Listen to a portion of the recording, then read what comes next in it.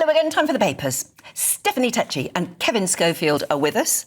So let's get stuck in. What should we get stuck into first? Oh, Kevin, I think we need to talk about thought police in Starmer's Britain, according to Boris Johnson. In the Mail. Yeah, so, I mean, this has become a big issue this week, obviously as a result of Alison Pearson at the Telegraph getting arrested over a tweet. Well, she wasn't actually arrested. No, so not arrested, sorry, but the police turned up at her door. Police came to her door.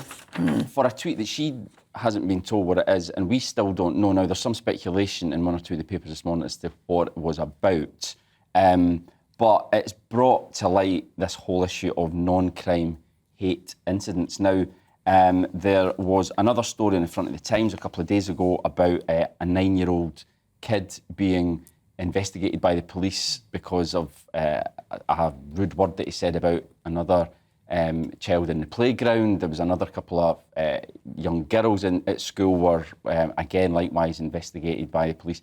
And now, these non-crime hate incidents, I think they do serve a purpose up to a point. You know, they help to police to collect data on offensive behaviour if people are acting in a racist way, for instance. Yeah. However, there is a danger, I think, that the police go too far the other way. Now, I was checking online earlier, actually, and Suella Braverman, when she was the Home Secretary, she said to the police, look, yeah, these things are useful, but for heaven's sake, don't use it to infringe free speech. Yeah. Don't go over the top. But it seems as though it's tipped too far that way. And especially when it's deemed to be a waste of police time and precious police resources as well. I mean, when we're policing what children are saying to each other in the playground, I mean, surely that's gone too far. I think it has gone too far, and I think it sets a dangerous precedent for the future, because I think to myself, like, how do you judge what is potentially criminal? If this is now becoming a big thing, then you're going to have to warn all of us what we can't and can say. And I think the problem here is that it's quite scary, because I think to myself, how far is this going to go? It's almost, I feel like it's an extreme measure here. Like, freedom of speech, the whole reason why it's got freedom in there is because we're free to think and we should be free to communicate. So I think it's quite sad, a sad state of affairs of where we've got to as a society. It's frightening as well, as Alison Pearson said in her article, that when you open the door, you're still in your nightgown. She was in her dressing gown. Sunday morning, actually, Remembrance Sunday morning, she opens the door and there are two policemen standing there. That immediately puts a chill down your back then, doesn't it? Definitely. It's either somebody in your family has died or been hurt terribly, or something dreadful's happened. And actually, they couldn't even tell her no detail who her accuser was. And they said, not accuser, victim. And I mean, the terminology is terrifying. It is odd. I mean, I'm instinctively against police turning up at journalists' doors anyway. You know, but the Times actually are also, I've got a story on it today, talking about doctors, vicars and social workers are among those who have been investigated. And the doctor apparently was investigated for allegedly misdiagnosing a patient. Yeah. So how, I mean, surely that's... Obviously, you want the doctors not to misdiagnose you, but it's not a police matter at that stage, is it? It is a waste of police resources. If you think of how much crime there is in this country, but yet the police are bang on it to turn up at your door for something you might have tweeted. Well, if you're the victim of theft, especially in London, if your car's stolen off the drive, your phone's stolen, you will not have two police officers show up. No, that's right. No, ever. That's true, And anyway, the sheer fact that the term is non-criminal, it's not a crime, then why are the police there at all? Yeah, and it also suggests that does that mean that crime has been sorted? You know, we've dealt with crime, now we're moving on to non-crime. Now we're on to hate. Exactly. There are no other troublesome incidents in that area. I don't think so. Anyway, there we go.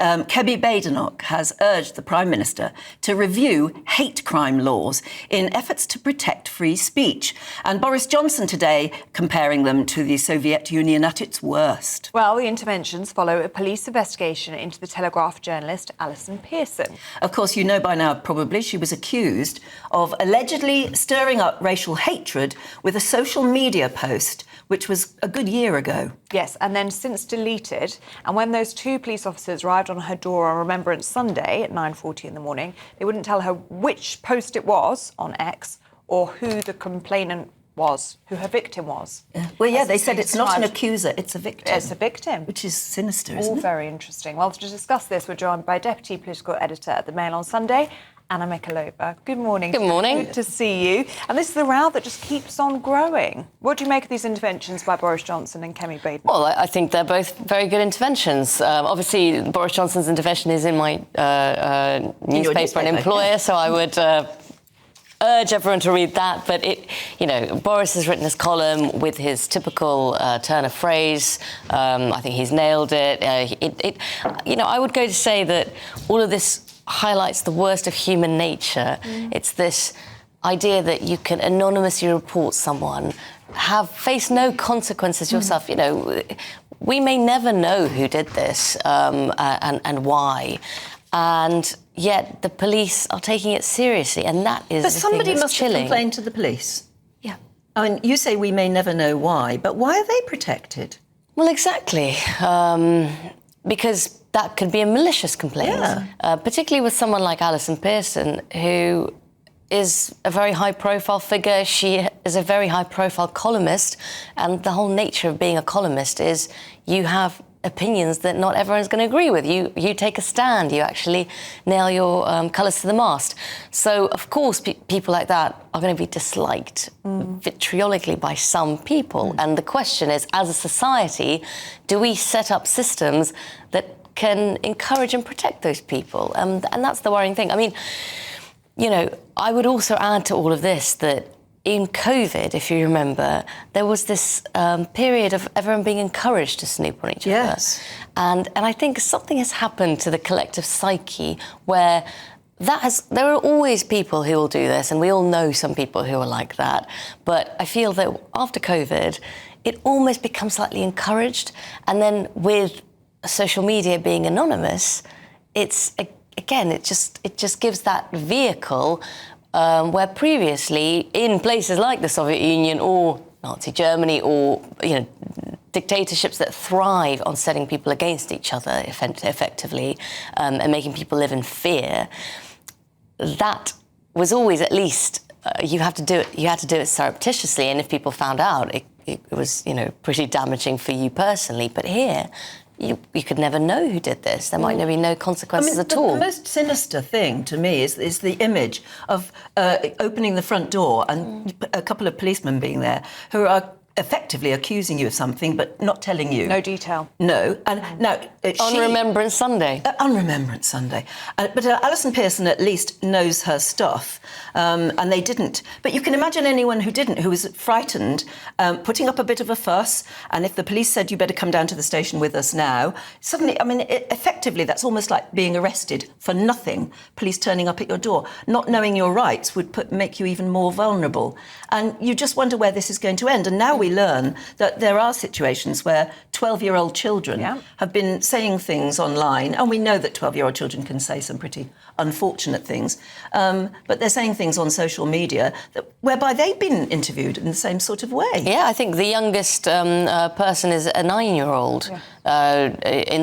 This is so recent as well. I think this is in the last year, and those figures are coming out. When Alison Pearson first wrote her story, it looked sort of like an anomaly that they picked on the wrong person, and now it looks like actually lots and lots of normal people are getting this.